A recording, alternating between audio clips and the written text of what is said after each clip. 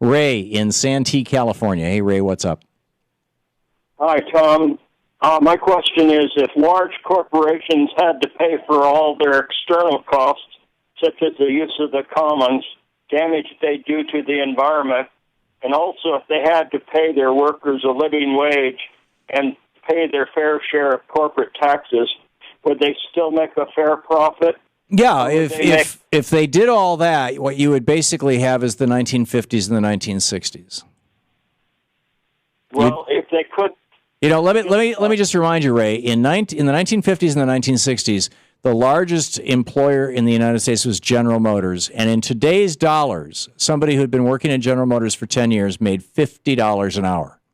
That was the largest employer in the country, and that was their average pay, $50 an hour. Today, the largest employer in the nation is Walmart, and the average pay for their workers is in the neighborhood of $9 and change. That's how much things have changed as a consequence of companies not having to pay for their externalities. Walmart does not have to pay for the fact that their workers qualify for food stamps and welfare. They do get all kinds of free land and tax breaks and other things. They don't have to pay for the externalities of China pumping all that poison into the air and pollution and whatnot, et cetera, et cetera. Everything that you just described. That's the difference between 1950 and or let's say 1960 and today. Well, I'm 78, and I grew up in the 50s. I'm well aware of that. But my question is, if they paid all those costs and they just made a small profit or broke even, wouldn't that prove that capitalism is just a scam where the corporations pass the external cost onto the taxpayers, but they get to keep all the profits? No, I think what it would demonstrate is that regulated capitalism that is done... First of all, you have to disentangle capitalism and free enterprise. Running a business does not mean capitalism. Capitalism is when you invest money and then you make a living off the profits from that investment. So, Mitt Romney is a capitalist, but the person who's the president of General Motors is not a capitalist. She's an executive and engaged in free enterprise.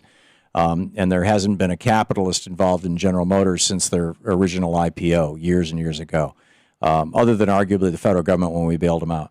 So, but what I would say is it demonstrates is that regulated business enterprise, let's just take the word capitalism out of the equation, regulated business enterprise, just like with regulated football games and baseball games, if you have reasonable rules for the game to be played by, the game is sustainable over a long period of time, and everybody can have a shot at it. Everybody can participate. Everybody can enjoy it, and it benefits society. On the other hand, when it's unregulated, the predators step in. They take advantage of the system to the extent that they can. They push out of the way the people who want to play by what used to be the rules, and they rewrite the rules, seize the political system that actually makes the rules, and that's where we're at now. We have highly dysfunctional capitalism, business, fill in the blanks. It's highly dysfunctional. It's highly destructive. It's destructive to our planet. It's destructive to our middle class. It's destructive to our body politic. It's destructive to you got exploding cancer rates and autism rates and everything. It's just destructive to life. And we need to do something about that. And going back to a regulated form of capitalism, I think would do it. Make sense, Ray? Well, if we had nationalized the means of production, could not the government do the same things that corporations do, but do it better and cheaper? No, not necessarily. When the lesson of the Soviet Union, and I was there when it was the Soviet Union, and I was in East Germany when it was East Germany. The lesson of state-run enterprise. I remember the old Trebbies, these god-awful cars, the three-cylinder, two-stroke engines that they made in East Germany that just poured smoke out the back end. The lesson of state-run industry is that it can be just as corrupt as privately owned industry. Absolute power corrupts absolutely. There is something to be said for competition.